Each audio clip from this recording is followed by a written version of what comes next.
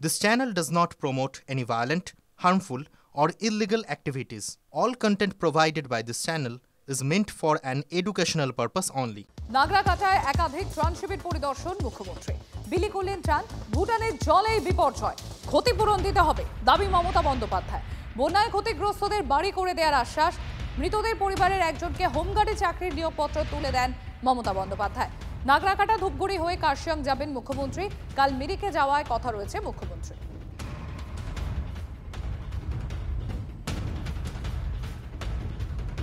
প্রকৃতি তো আমাদের হাতে নেই, আর ভুটানের জলে এত বড় ঘটনা ঘটেছে।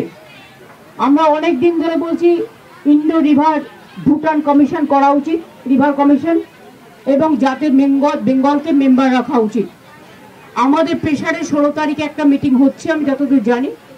আমরা একজন অফিসারকে পাঠাবো, কিন্তু মনে রাখতে হবে এই যে ভুটানের জলে এত ক্ষতি হয়েছে, আমরা চাই যে ওরা ক্ষতিপূরণটাও দিক। সবটাই তো আমাদের করতে হয়, ওয়েস্ট বেঙ্গল গভর্নমেন্টকে।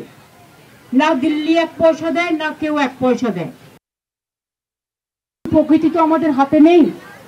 আর ভুটানে তোমরা ডলোমাইটটা সিএসের সাথে কথা বলে অফিসিয়ালি তোমরা যেটা করবে সেটা হচ্ছে এটাকে তোমরা তুলে নাও, তুলে নিয়ে ওটাকে তোমরা কাজে লাগাও। তুলতে শুরু করো, অনেক পড়ে আছে।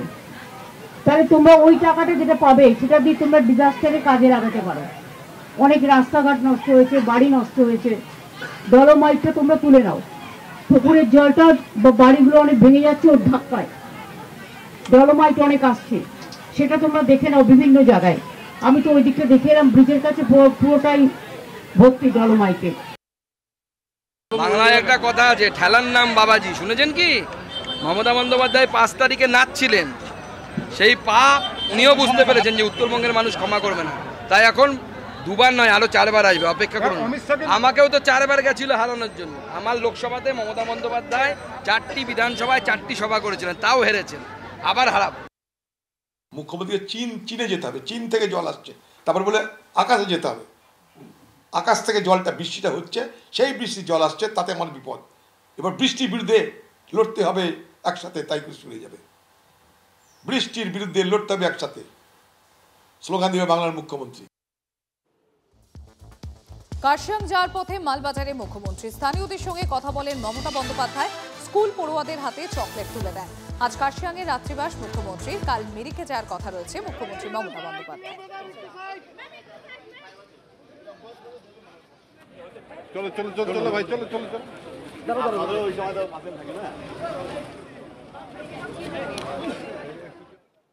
নিয়োগ দুর্নীতিতে জেলে বিধায়ক জীবন কৃষ্ণ সাহা। এবার বিধায়ক মুর্শিদাবাদের বড় আয় তৃণমূলের কোন্দল। বিজয় সম্মেলনের মঞ্চ থেকে নাম না করে বিধায়ক জীবন কৃষ্ণ সাহার অনুগামীদের জেলা সভাপতি অপূর্ব সরকারের কটাক্ষ। অভিযোগ, বিজয় সম্মেলনের মঞ্চে উপস্থিত ছিলেন না বিধায়ক অনুগামীরা, যদিও জীবন কৃষ্ণ সাহার অনুগামীদের দাবি তাদের আমন্ত্রণই করা হয়নি। অভিযোগ উড়িয়ে দলের সব কর্মীকে সংযুক্ত থাকার হুঁশিয়ারি জেলা সভাপতি অপূর্ব সরকারের। নির্বাচিত প্রতিনিধি, তাদেরকে বলবো মানুষের কাজ করুন। আমার কাছে সব খবর থাকে, মানুষের কাজ করার চেষ্টা করুন। আজ অনুরোধ জানিয়ে গেলাম, কারণ আপনাকে চেয়ারে বসিয়েছে মমতা বন্দ্যোপাধ্যায়, অভিষেক বন্দ্যোপাধ্যায়।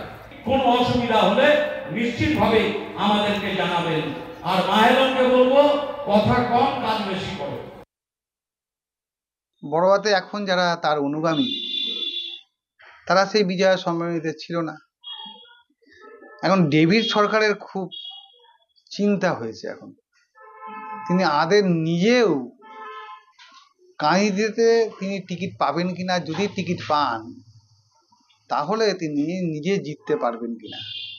কারণ এই ডেভিড সরকারদেরকে কাঁদির মানুষ আর পছন্দ করে না। ডেভিড সরকার এখন ভেবেছে এইভাবে আহ্বান জানিয়ে যদি কিছু কংগ্রেসি বা কিছু সিপিএম তাদেরকে যদি আমি দলে ভিড়াতে পারি, তাহলেই কিন্তু আমার জেতার পথটা সুগম হবে।